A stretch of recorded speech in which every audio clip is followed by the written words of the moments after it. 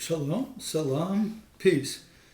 I'm Rabbi Arthur Wasko, director of the Shalom Center, and I want to talk with you today about what it would mean to imagine and create a Judaism that sees itself as transformative.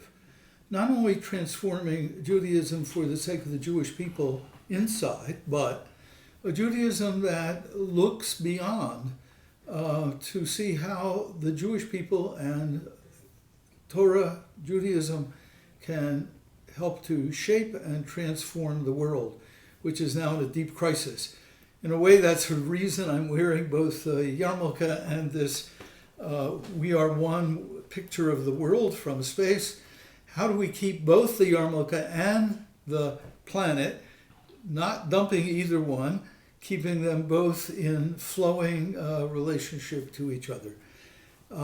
What would it mean to create a transformative Judaism?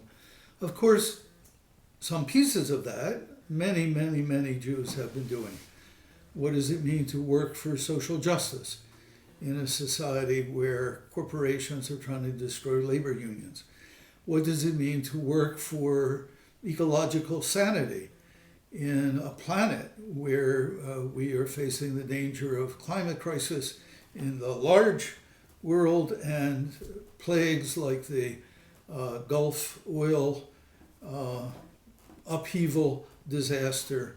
I was going to say in a smaller scale, but it was hardly small, really important.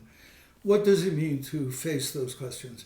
And of course, in the last months, maybe in the last 2 years, when Rabbi Phyllis Berman and I were working on Freedom Journeys, the book about the tales of Exodus and wilderness and how they have reached across the millennia, we focused a lot on Pharaoh. But one of the major themes of those stories is beyond Pharaoh. It's about how you create a new kind of community. It's not just enough to overcome tyrannical power and oppressive institutions. How do you then create a new kind of community? And that's what a transformative Judaism at this moment of history needs to be about. Not only how to deal with the pharaohs of our own generation, but how to deal, you might say, with the Sinai of our generation, with the wilderness of our own generation, where there were all the experiments in how to create new kinds of community. So what would that mean? What would a transformative Judaism mean? I think it would have to begin by affirming that we are in a profound world crisis. A world crisis that really goes beyond anything the human race has ever faced before. Thousands of species are dying, more of them than since 65 million years ago, before there was a human race. It's an earthquake of planetary proportions.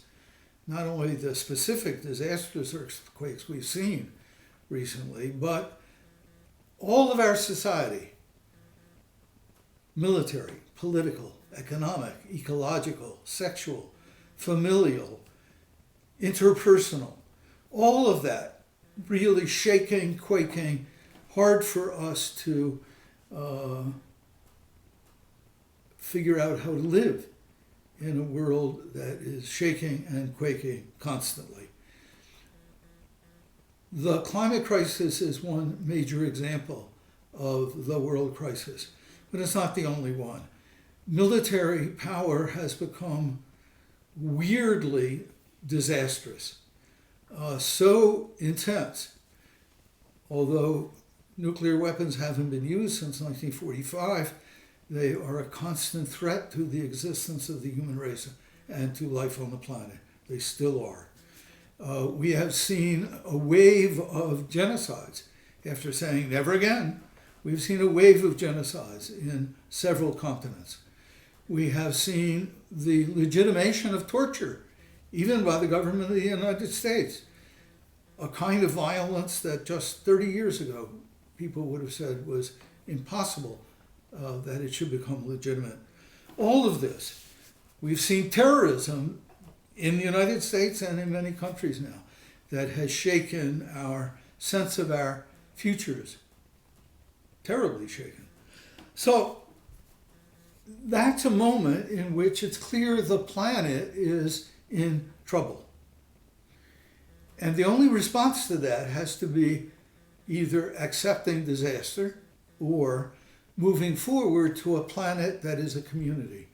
What does it mean? Not only to affirm that Jews and Christians and Muslims and Buddhists and Hindus and many other religious traditions are all in community with each other without abandoning their own yarmulkes, but somehow in community around sharing the planet. Not only that, but something maybe even harder. How do we accept that rivers and mountains and rocks and water tables, and even stranger, the proportion of carbon dioxide in the atmosphere, are part of a community? That CO2, carbon dioxide, is not just a dead thing, but part of the life process of this planet. How do we respond to that kind of crisis? And what is the place of Judaism in that response? To create a transformative Judaism means dealing with a number of issues that we need to examine in depth.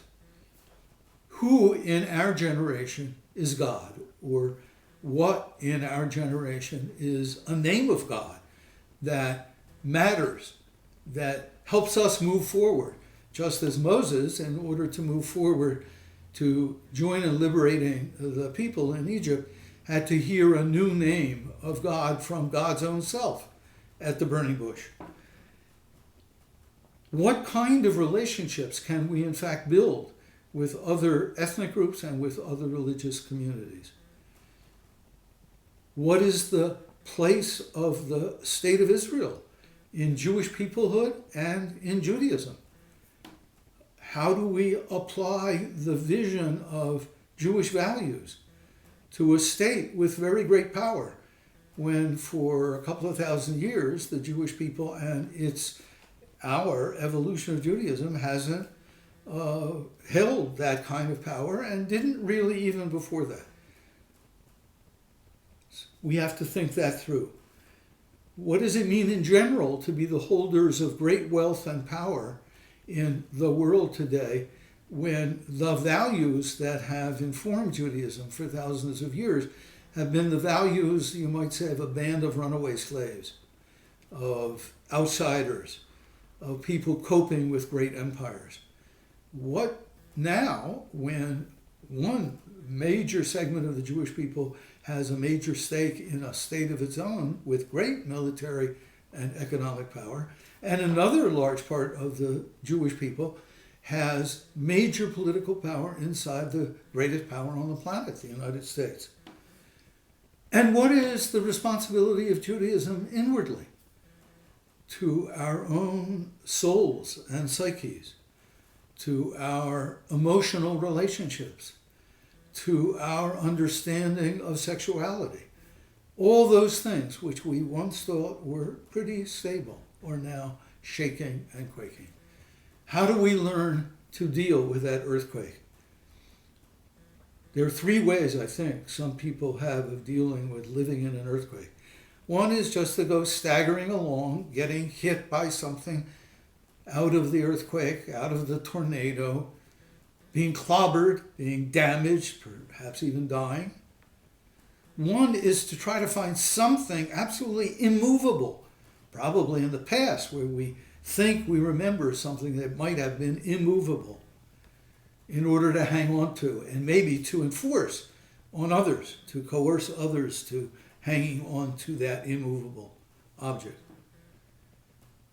I don't think either of those is a life-giving solution to living in an earthquake. The third possible response is really hard to do, but I think it's the only life-giving response. And that's the response of learning how to dance in an earthquake. When the dance floor itself is shaking and quaking and changing and moving, how do we learn to dance? And how do we learn to dance with many other dance partners? That, I think, is the very hard but life-giving process. And the Shalom Center will be welcoming all of us into the process of thinking what it means to dance in the earthquake of the world today, and in that earthquake to create a transformative Judaism able to help transform the world toward a planetary community. Thanks. I welcome your responses, your thoughts, your questions, and we will try to create this together. Shalom, salam, shanti, peace.